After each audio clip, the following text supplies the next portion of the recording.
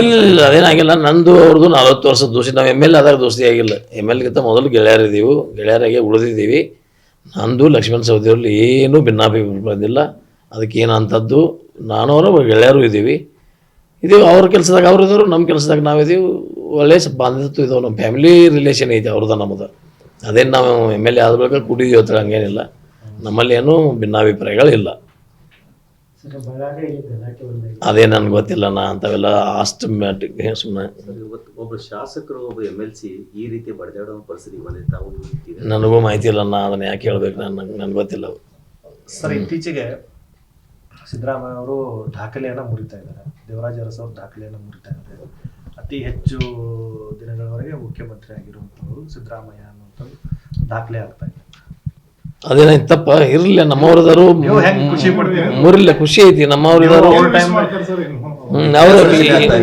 ಇನ್ನು ಈಗೂ ಮುಖ್ಯಮಂತ್ರಿ ಆಗಬೇಕು. ಇನ್ನು ಮುಂದಿನ ವರ್ಷ ಸಹಿತ ಇನ್ನೂ 5 ವರ್ಷ ಹೆಚ್ಚು ಮುಖ್ಯವಾಗಬೇಕು. ಇನ್ನೂ 10 ವರ್ಷ ಅವ್ರು ಮುಖ್ಯಮಂತ್ರಿ ಆಗಿರಬೇಕು. ಒಳ್ಳೆ ಕೆಲಸ ಮಾಡಬೇಕು, ಜನಪರ ಕೆಲಸ ಮಾಡಬೇಕು ಅನ್ನೋದೇ ನಮ್ಮ ಆಸೆ, ನನ್ನ ಆಸೆ ವೈಯಕ್ತಿಕ. ಅದ್ರ ಹೇಳೋದಂದ್ರೆ ಏನು ಮತ್ತೊಂದು ಅವೆಲ್ಲ ಅಷ್ಟು ದೊಡ್ಡ ಯಾರು ಮುಖ್ಯಮಂತ್ರಿ ಆಗಬೇಕು, ಯಾರು ಬಣ, ಇವೆಲ್ಲ ನಾವು ಯಾವ ಬಣದಾಗೂ ಇಲ್ಲ, ಯಾರು ಪರವಾಗಿಲ್ಲ, ಯಾರು ವಿರೋಧ ಇಲ್ಲ. ಫೆಬ್ರವರಿಯಲ್ಲಿ ಬಜೆಟ್ ಮಂಡನೆ ಆಗುತ್ತೆ. ಬಜೆಟ್ ಮಂಡನೆ ಆದ್ಮೇಲೆ ಮತ್ತೆ ಮುಖ್ಯಮಂತ್ರಿ ಬದಲಾವಣೆ ಆಗುತ್ತೆ ಅನ್ನುವಂಥ ಚರ್ಚೆ. ಅದು ಅವ್ರು ದೊಡ್ಡವ್ರಿಗೆ ಗೊತ್ತದ, ನಮ್ಗೇನು ಗೊತ್ತಿಲ್ಲ. ಸರ್, ಬಜೆಟ್ ಆಗ್ತಾ ಇದೆ. ಉತ್ತರ ಕರ್ನಾಟಕ ಬಗ್ಗೆ ಏನಾದರೂ ವಿಶೇಷ ಕೇಳ್ತೀವಿ ನಾವು. ಎಲ್ಲ ಕಡೆ ಇನ್ನೂ ನಮ್ಗೆ ಇರ್ತೀವಿ ಬೇಡಿಕೆ. ನಮಗೆ ಸಾಕಷ್ಟು ತೊಂದರೆಗಳಿದಾವೆ. ಅದ್ರ ಬಗ್ಗೆ ನಾನಾ ಸ್ವಂತ ಮುಖ್ಯಮಂತ್ರಿಗಳಿಗೆ ಹೋಗಿ ನಮ್ಗೆ ಬಜೆಟ್ದಲ್ಲಿ ನಮ್ಮಲ್ಲಿ ಏನು ಬಸವೇಶ್ವರ ಯಾತ್ ನೀರಾವರಿ ಆಗಿದೆಯಲ್ಲ, ಅದ್ರ ಕಾಂಪೆನ್ಸೇಷನ್ 400 ಕೋಟಿ ಕೊಡಬೇಕಾಗೈತಿ. ಇನ್ನು ನಾವು ಕೆನಾಲ, ಸಬ್ ಕೆನಾಲ, ಏನು ಜಮೀನುಗಳು ಹೋಗಿದಾವಲ್ಲ, ಆ ಜಮೀನುಗಳಿಗೆ ಅದನ್ನು ಬಜೆಟದಲ್ಲಿ ಕೊಡ್ರಿ.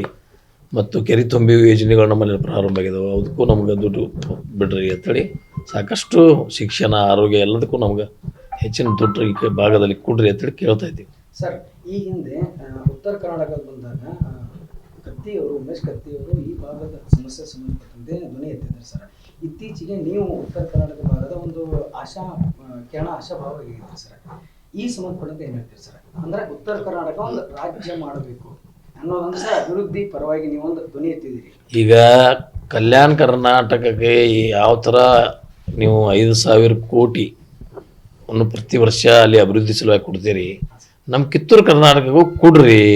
ನಮಗೂ ಬೆಳೀಲಿ. ನಮ್ಮಲ್ಲಿ ಶಿಕ್ಷಣ, ಆರೋಗ್ಯ, ರಸ್ತೆ, ಇಂಡಸ್ಟ್ರಿಗಳು ಬರ್ಬೇಕು. ನಮ್ಮಲ್ಲಿ ಎಷ್ಟೋ ನಿರುದ್ಯೋಗಿ ಯುವಕರು ಇವತ್ತಿನ ದಿವಸ ಖಾಲಿ ತಿರುಗಾಡಿದಾರೆ. ಅವ್ರ ತಂದೆ ಕಲಿಸಿ ಪಾಪ ಅವ್ರನ್ನ ಗ್ರ್ಯಾಜುಯೇಟ್ ಆಗಿದ್ದಾರೆ.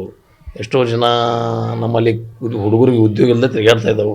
ಈ ಕಡೆಗೆ ಇಂಡಸ್ಟ್ರಿ ಬರಬೇಕು, ಇಂಡಸ್ಟ್ರಿ ಬೆಳಿಬೇಕು, ನಿರುದ್ಯೋಗ ಹೋಗಬೇಕು, ಮತ್ತು ಜನ ಎಲ್ಲರೂ ಸುಖ ಶಾಂತಿ ಇರಬೇಕು. ನಮಗೂ ಎಲ್ಲ ಸೌಲಭ್ಯಗಳು, ನೀರಾವರಿ ಇರಲಿ, ಎಲ್ಲ ಸಿಗಬೇಕು ಅನ್ನುವಂಥ ಉತ್ತರ ಕರ್ನಾಟಕಕ್ಕೂ ನಮಗೂ ಕಿತ್ತೂರು ಕರ್ನಾಟಕಕ್ಕೆ ವಿಶೇಷ ಅನುದಾನ ಕೊಡ್ರಿ ಅಂತ ಬೇಡಿಕೆ ನಮ್ಮದು. ಸರ್, ಎಲ್ಲೋ ಒಂದು ಕಡೆ ಬೇಜವಾಬ್ದಾರಿ ಇತ್ತು ಉತ್ತರ ಕರ್ನಾಟಕ ಶಾಸಕರಲ್ಲಿ ಅಂತಂದ್ರೆ ಇವ್ರು ಹೇಳ್ತಾರೆ. ವಿಜಯಪುರ ಶಾಸಕ ಯತ್ನಾಳ್ ಅವರು ಅಲ್ಲಿ ಹೋಗಿ ಅವರು ಇಸ್ಪೀಟ್ ಆಡ್ಕೊತ್ಕೊಂಡಿರ್ತಾರೆ, ಹೊರತಾಗಿ ಇಲ್ಲಿ ಅಭಿವೃದ್ಧಿ ಪರ ಚರ್ಚೆ ಮಾಡಲ್ಲ. ಯಾರು ಇಸ್ಪೀಟ್ ಆಡ್ತಾರೆ?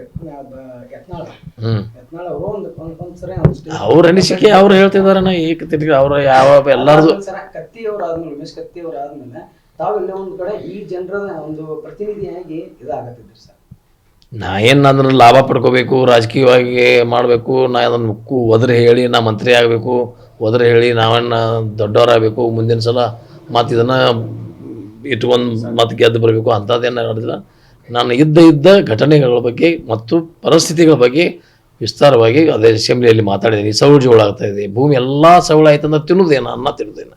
ಆಮೇಲೆ ಹೊಳೆಗೆ ನೀರ 3 ತಿಂಗಳು ನೀವೇ ನೋಡಿದಿರಿ. 3 ತಿಂಗಳು ಕೃಷ್ಣಾ ನದಿ ಬತ್ತತಿದೆ. ಅದಕ್ಕೆ ಮಹಾರಾಷ್ಟ್ರದಿಂದ ನೀರು ಬಿಡು ಅಂಥದ್ದು ಆಗಬೇಕು. ಇದೇನು ನಾನು ನನ್ನ ಸಲುವಾಗಿ ಕೇಳಿದ್ದೇನೆ. ಬಸವೇಶ್ವರ ಯಾತ್ನಾಳೆ ತುರುತಾಗಬೇಕು, ಜನರಿಗೆ ನೀರು ಸಿಗಬೇಕು, ಶಿಕ್ಷಣದಿಂದ ನಾವು ಮುಂದೆ ಬರಬೇಕು, ಇದೇ ಹೇಳಿದ್ದೀವಿ.